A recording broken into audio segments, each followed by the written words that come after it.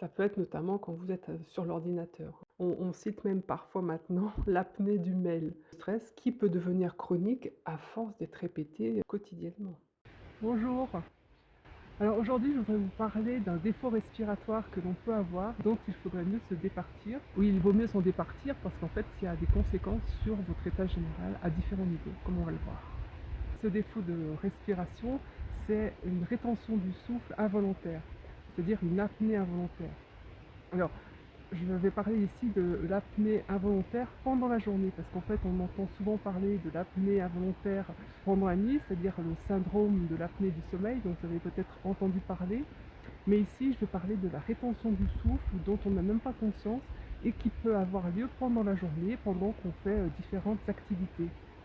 Donc là, je différencie bien aussi l'apnée volontaire de l'apnée involontaire, parce que pendant la journée, si on a envie d'améliorer notre apnée, par exemple pour faire de la plongée sans bouteille, bien sûr, on va travailler notre souffle avec des techniques spécifiques et on va améliorer notre rétention du souffle, mais parce qu'on le souhaite. Au passage, savez-vous en fait le record actuel de l'apnée volontaire statique sans oxygénation préalable? Eh bien, le record est d'environ 11 minutes. Bon, si vous arrivez déjà à retenir votre souffle 1, 2, 3 minutes volontairement, c'est déjà pas mal. Alors, revenons au sujet du jour, qui est donc l'apnée involontaire pendant la journée. Conseil que vous avez pu déjà peut-être la noter, par exemple chez l'enfant qui va s'appliquer pour écrire parce qu'il n'y arrive pas encore trop et puis qu'il veut que ça soit bien fait, voilà. Donc il va s'appliquer et parfois, vous voyez, il va s'appliquer, il va mordre même sa bouche et en fait pendant ce temps-là, il ne va pas respirer. Aussi, ça peut peut-être vous arriver, par exemple, vous rentrez chez vous, vous allez mettre la clé dans la porte et puis il y a un bruit soudain qui est inhabituel. Et là, vous êtes en alerte et hop, vous retenez votre souffle parce qu'en fait, vous avez vraiment envie d'entendre tout ce qui se passe pour déterminer l'origine du bruit sans être en fait gêné par le bruit même de votre respiration. Donc vous voyez, quand vous avez cette rétention du souffle, et bien en fait là, votre système devient en alerte et vous êtes aux aguets. Mais il y a d'autres situations où on peut être également en rétention du souffle comme ceci, mais involontairement. C'est pendant qu'on se concentre sur nos activités habituelles. Moi, j'ai noté ça récemment quand je fais du montage vidéo. Je me suis aperçue, en fait, en observant ma respiration, que je retenais mon souffle à me concentrer, à faire correctement les coupures, les montages, bien au bon endroit, etc. Donc, un peu comme l'enfant qui se concentre à vouloir faire bien, vous voyez. Mais je ne respirais pas et je retenais mon souffle. Et donc, ça peut nous arriver, quelle que soit l'activité que l'on fait, par exemple en jouant aussi un instrument de musique, toute autre activité que vous faites, que ce soit au niveau professionnel ou loisir. Alors généralement, ça ne va pas être forcément un sport, parce que pendant le sport, bon, généralement, on a besoin de vraiment respirer, et si on arrête trop son souffle, on va vite le constater. Mais dans une activité qui est plus statique, on ne va pas forcément se rendre compte qu'on est en rétention de souffle. Ça peut être notamment quand vous êtes, sur l'ordinateur, hein. On a une position très statique, figée, tout le tronc, la tête est souvent figée et ça peut nous amener justement à faire cette apnée involontaire.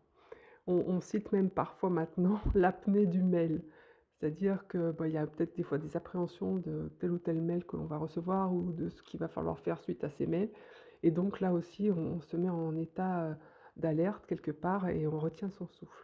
Encore une précision de cette rétention de souffle à bien distinguer de la pause. Parce que, en fait, vous savez peut-être, la respiration naturelle au calme, bon, il y a plusieurs phases. On connaît bien l'inspire, l'expire, mais on est peut-être moins au courant qu'il y a aussi une troisième phase qui est la pause après l'expire qui peut durer quelques secondes. Et généralement, plus on est détendu, plus cette pause dure longtemps. Mais cette pause ne dure donc que quelques secondes et ensuite il y a un nouvel inspire qui arrive de manière réflexe pour enchaîner le souffle. Et là, donc, quand je vous parle de l'apnée involontaire, eh bien, qui peut se passer peut-être après l'expire ou après l'inspire, eh bien, ça dure plus longtemps que la pause et il y a vraiment une cassure du rythme. Il n'y a plus la fluidité de la respiration au repos que l'on peut avoir.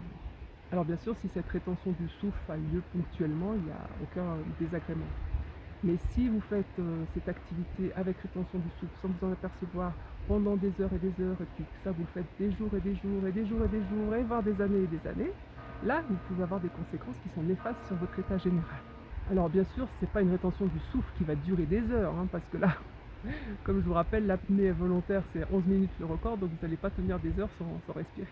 Mais seulement votre respiration va être, avoir un rythme saccadé, on va dire, ou très... Oh, je vois la lune là-bas, un croissant de lune tout fin, c'est magnifique. Votre respiration va avoir des interruptions très fréquentes. Au bout du compte, l'apnée va être longue, mais pas continue. Et il y a des conséquences parce que, en fait, quand vous êtes en apnée, en rétention du souffle, comme je vous ai dit tout à l'heure, pour votre corps, c'est signal alerte, danger potentiel.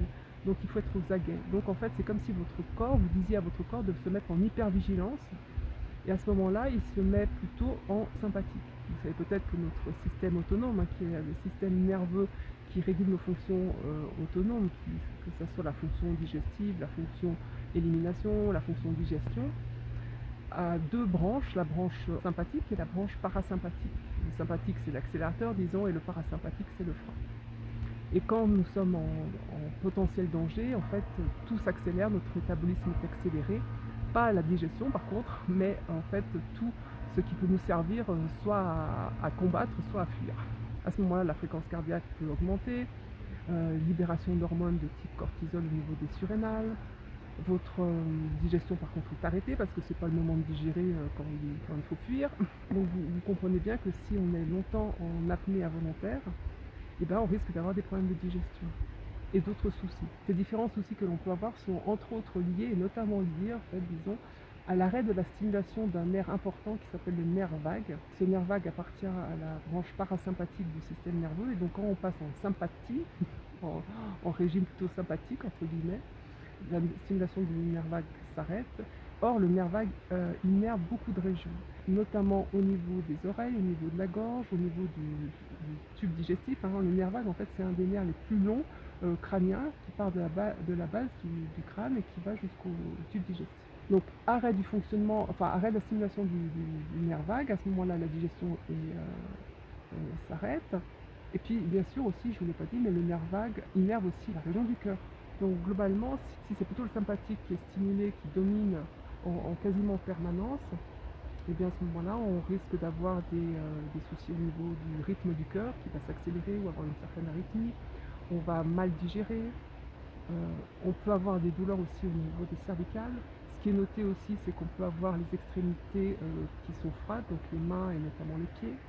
Donc si vous avez tous ces symptômes lorsque vous travaillez ou lorsque vous faites une certaine activité, ou de manière journalière, sans savoir trop pourquoi, vous pouvez peut-être vous dire, tiens, c'est peut-être lié à ma respiration qui n'est pas forcément très adéquate. Et donc je vous invite à observer votre respiration, d'avoir ce réflexe de se dire, tiens, comment je respire en ce moment. Et peut-être vous allez noter qu'à des moments vous ne respirez pas. Et si tel est le cas, à ce moment-là, bon, c'est assez facile en fait, simplement il faut relancer en fait une respiration qui est fluide, sans interruption autre que la pause naturelle. Donc à ce moment-là, ce qui est important, c'est de relancer l'expire parce que aussi quand on est en régime où c'est le sympathique qui domine, on a tendance à avoir des expires très courts. Donc l'idée c'est de rééquilibrer la partie sympathique et la partie parasympathique du système nerveux autonome. La respiration de type cohérence cardiaque peut être très salutaire. J'essaierai de vous faire une vidéo sur cette cohérence cardiaque, mais vous pouvez déjà trouver plein de vidéos et de tutos sur YouTube. Et puis vous pouvez aussi simplement, pendant un certain temps, bien surveiller entre guillemets votre respiration pour qu'il y ait tout le temps un inspire, un expire, une pause, un inspire, une expire, une pause, et en insistant sur l'expire, en l'allongeant. En allongeant l'expire, en fait, vous dynamisez le parasympathique, vous restimulez le nerf vague, et ainsi toutes les fonctions qui l'innervent vont se retrouver redynamisées, remises en fonction. Voilà, j'espère que cette vidéo peut vous être utile, aussi utile à votre entourage.